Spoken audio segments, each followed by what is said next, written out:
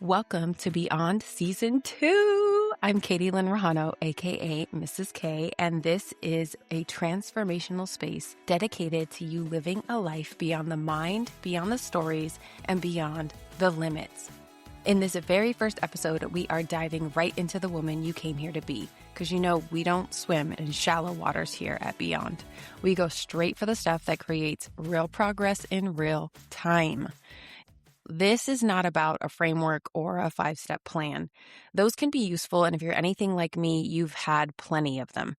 But today we are starting with her, the version of yourself you can feel, but you cannot yet see.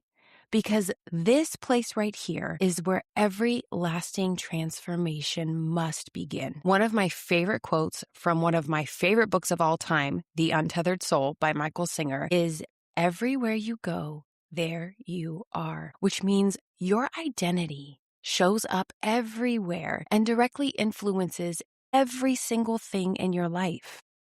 Now, that being said, let's start today with a question. And this is a question for your soul. Let it move through your brain and straight into your heart. And as you hear this question, I invite you to be completely honest and unfiltered for a moment with yourself. Here's the question. Who would you be if you stopped performing for everyone, including yourself? As you heard and felt that question, maybe something got activated. Maybe you felt something in your body open up or maybe even contract. It's not because the question is new or you haven't heard some version of it before. It's more because the real answer has been sitting there in the quiet beneath all the doing and all of the tasks and all of the responsibilities for longer than you might like to admit. 13 years ago, this question pierced my soul and seemed to come out of nowhere. And I'm going to share something with you that I haven't shared publicly before. When I was 27, I had 2 degrees, the credentials, the mortgage, the marriage, and what I thought was the quote-unquote right plan. Then one day, I was sitting in my car outside of a couples therapy session with my then husband, ironic given that I was already a licensed therapist at that time. And I caught a glimpse of my reflection in the rearview mirror. And when I tell you, I locked eyes with myself and I did not recognize her. I mean, I knew it was my reflection, but I saw myself for the first time in a way that haunted me. I literally froze in that moment because I looked completely fine. I was put together, I had my makeup done, my hair was done, but what really shook me was in that moment, I felt totally empty and completely hollow. It was clear that no amount of makeup, clothing, or external performing could cover up the fact that my inner light was gone. The enthusiasm, the joy, and the love for life that I had walked with for most of my younger years was nowhere to be found. I had spent 7 years of my life at that time becoming the woman I thought the world needed me to be. I got the degrees, I got the certifications, I got the house, I got the family, all of it in a really short period of time. And not once had I asked myself the question that actually mattered. Who is the woman I actually want to become? That moment was the beginning of what I now call the first redesign. And what I did not know then, that I am certain of now, is that as women, we are designed to evolve. It is not just a part of our nature, but it is a critical part of our livelihood. In this moment of my life, I was finally able to be honest with myself about the fact that the blueprint I had been living from was not the one I intentionally created. It was the one I was subconsciously conditioned into. And it was time for me to learn how to create a new blueprint that was really authentic to me. Here's the part that matters most for you today. That moment in the car, it wasn't a crisis. It was a recognition. A recognition that there was a version of me that I had never given myself permission to fully claim. Because if I'm honest, she felt too big. She felt like too much. And that really terrified me. The real, true me had been waiting there, quietly and relentlessly with a kind of certainty that only comes from something that is already real and just simply hasn't been acknowledged fully yet. That woman, the woman who knows there's an unrealized, powerful, and incredible version of herself just waiting for permission to be brought to life now, that woman is who this podcast is built for. And if that woman is you, you are in the right place, because we are taking time today to take the first step into bringing that authentic version of you to life right now. As I embarked on my own journey of transformation, I couldn't help but find myself in rooms with other brilliant, accomplished, spiritually sophisticated, intelligent women and wonder why would so many of these women who are so capable find themselves at exactly this moment of questioning everything, this moment of living a life they feel they should be grateful for, and yet their life feels so empty, uninspiring, or it just doesn't flat out fit anymore. And even more so, why so many women keep arriving here again and again, regardless of how much personal development work, how much plant medicine, or how much therapy they do. After 22 years of working at the intersection of human psychology, neuroscience, and transformation, along with my own personal journey in transformation, because, God believes that if I'm going to talk it, I need to walk it, and I have walked it. Here is what I know with complete certainty. You do not have a motivation problem. You do not have an intelligence problem. And you definitely don't have a strategy problem. In fact, you don't even have a mindset problem. The real problem is an identity problem. And here's what I mean. At some point in your development, early on in your life, usually in response to a very real need for safety, love, or belonging, you ever so intelligently constructed a version of yourself that helped you to survive. You did the smart thing, and you did the necessary thing. You adapted, and so did I, until I realized that adaptation eventually came at a very high cost.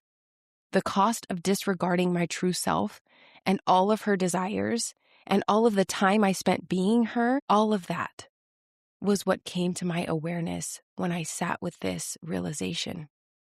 Now, I can't buy that time back. But maybe you can relate to this when I say the adapted version of myself was not bad.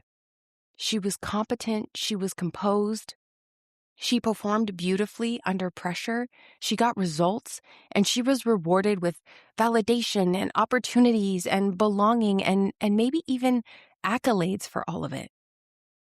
The world called her ambitious, the world called her strong, it called her driven, and over time, I became so well practiced at being this woman that I forgot I was the one who initially created her. I started to believe that this version of me was the only version I could be, that this adapted version of me was all that life was about, and that was all I was meant to become.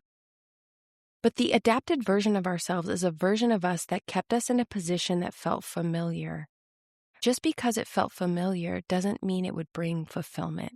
And I know that in this season of my life, I lacked true fulfillment. The adapted version of you, she is the armor. She is the survival strategy. She is extraordinary at what she was designed to do, which was to keep you safe in a world that in certain moments in your life felt deeply uncertain and unsafe. The problem becomes clear when we realize we are not in those past circumstances or environments anymore, and yet the adapted version of us is still running the show.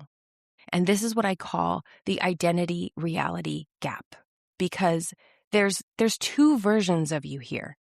There's the authentic, fully realized version of you who is standing on one side of that gap. And the adapted woman, the one who has been doing an impeccable job of keeping you protected and productive, she stands on the other side. They face each other, and the distance between them, that's the space where the disconnect lives. It's where the maladaptive patterns show up. It's where the bone-deep exhaustion, the insecurity, the resentment, the rumination at 12 a.m., questioning every conversation and interaction. The gap creates an internal ache that no amount of avoidance, food, alcohol, or plant medicine can touch. The gap is where your life can look so good from the outside, and yet you can feel so stuck and unsettled on the inside. In this gap, we are performing publicly and we are questioning everything privately. Not because you're a fraud or because something is wrong with you, but because the woman you have been is not the full truth of who you are. You might agree that the full truth of who you are is more expansive and creative. She's more audacious, she's bold, and she's even more tender than the world has been allowed to see. This version of you has been waiting. She's been tugging at your soul with an almost unbearable knowing that it is time for you to finally claim her. So, what now? This season of your life invites you to answer this question. And not only have I walked with myself through these seasons of transformation, but I have walked with thousands of incredible women who reach the point of knowing they have outgrown their old adapted identity and a new, more authentic one is begging to be created. It can feel disorienting, confronting, and in moments you might even wonder, am I crazy? But here's the thing I need you to understand about what to do next. We do not start in the past. We start in the future. We do not begin by excavating where the pattern came from. We do not try to understand how you got here, review the traumas, or dissect your attachment style. We start with the woman you are becoming, because the only thing powerful enough to make the excavation of the past fruitful is the inspiration and connection to the woman you know you are becoming. The identity that is so fully expressed, she loves life out loud and life loves her right back even louder. You cannot dismantle what you cannot see beyond. Imagine demolishing your current house without having a blueprint for the home you intend to build. Like, what a mess of rubble and uncertainty that would create. You design the blueprint for the new home before you demolish or renovate the existing home, and your identity works the same way. The new identity has to be visible first. You've got to be able to see it and feel it and taste it and smell it. In Beyond, this is phase 1 of what we call the RED method. It is the redesign, and it can feel like the most counterintuitive invitation I might ever extend to you. Because every other methodology seems to ask you to understand your past before you imagine your future. In fact, maybe you've heard that saying, in order to know where you're going, you must know where you have been. And really, that sentiment only applies to people who want to risk repeating the patterns and outcomes of those who came before them. Here, we invert that completely. Why?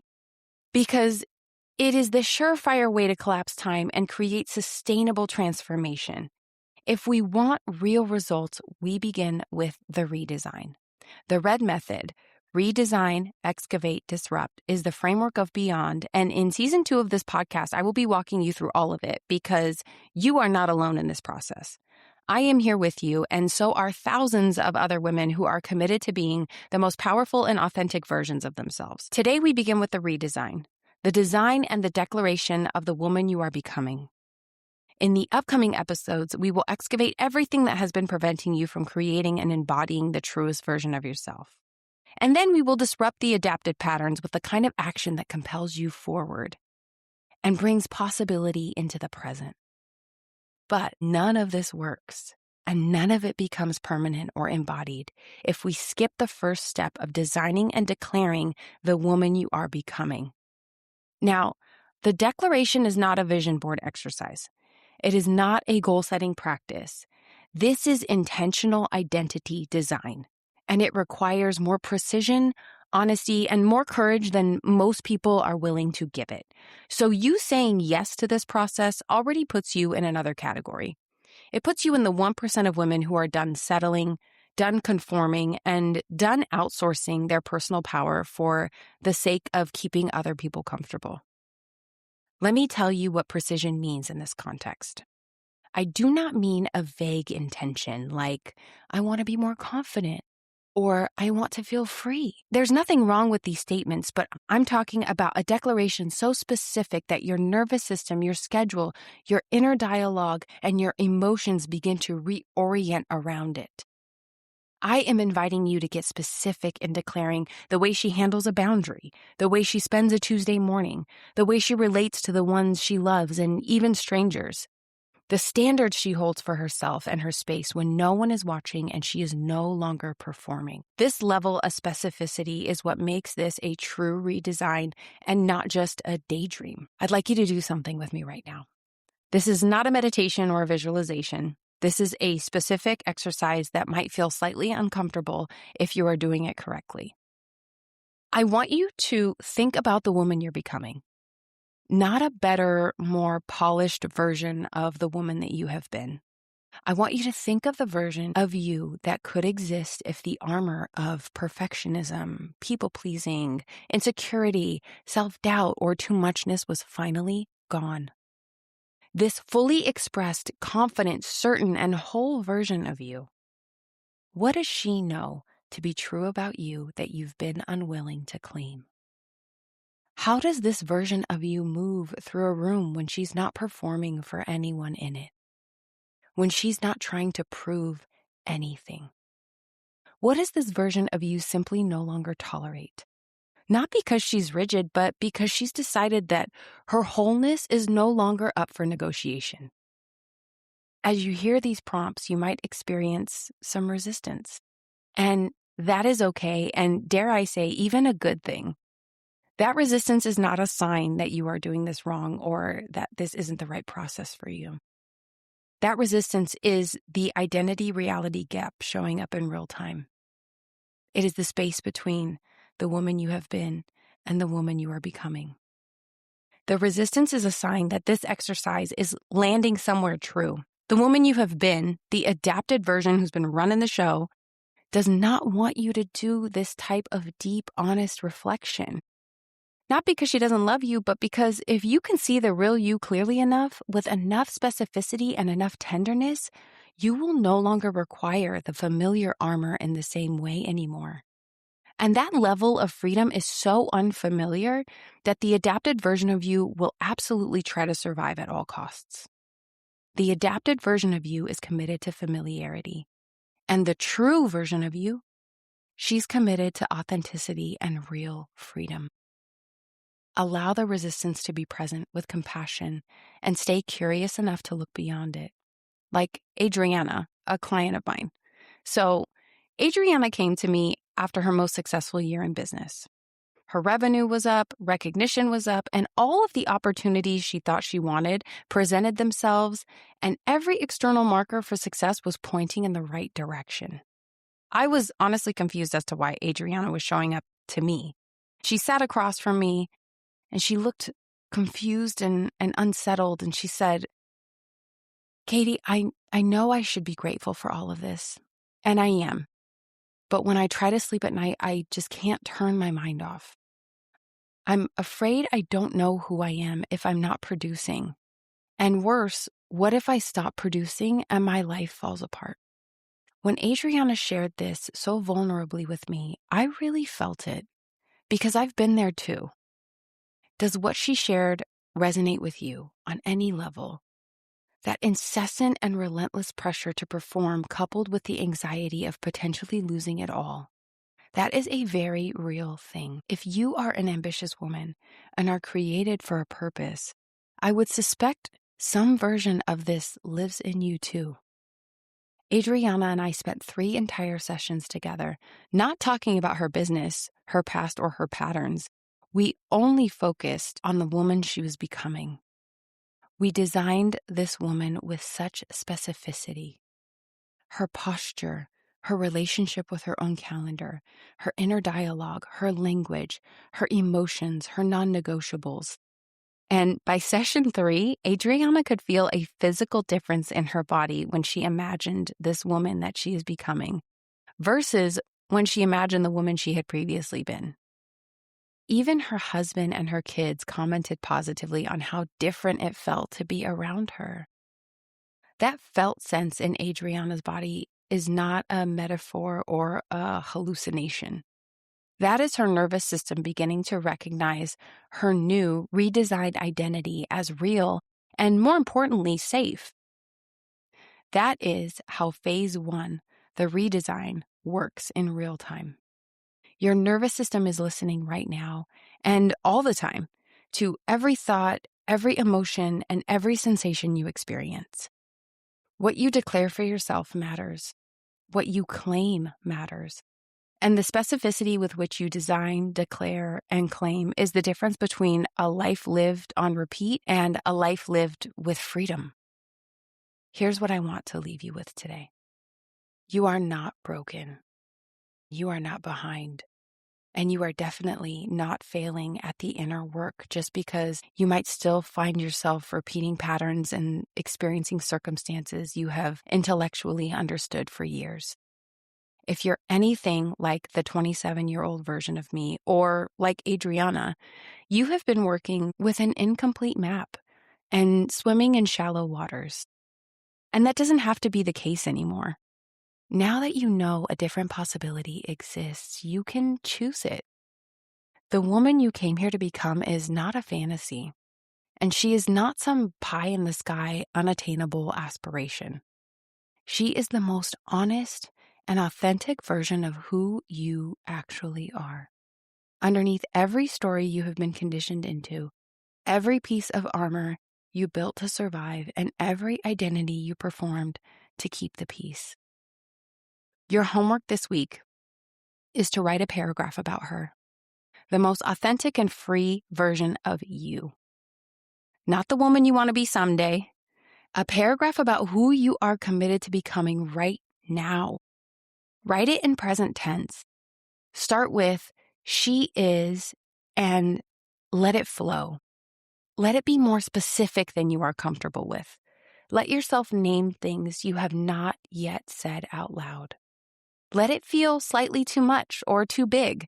In fact, I think if you're being honest, it should feel stretchy because you are expanding, as all great women do.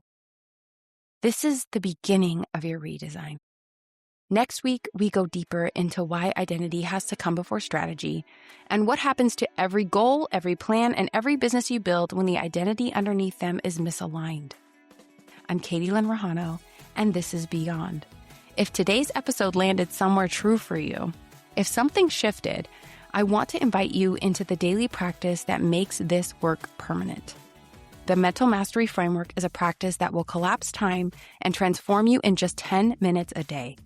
Mental Mastery is where the redesign begins in practical terms every single morning. I will link it in the show notes, or you can find it in my bio on Instagram at mrs.k.beyond. If you completed the redesign exercise from today's experience, send me a DM and let me know what you realized or how you felt as you completed it. I am here with you every step of the way. Before you go, make sure you are subscribed to the podcast so you can keep experiencing results, and share this episode with the woman in your life who you want to see win alongside you.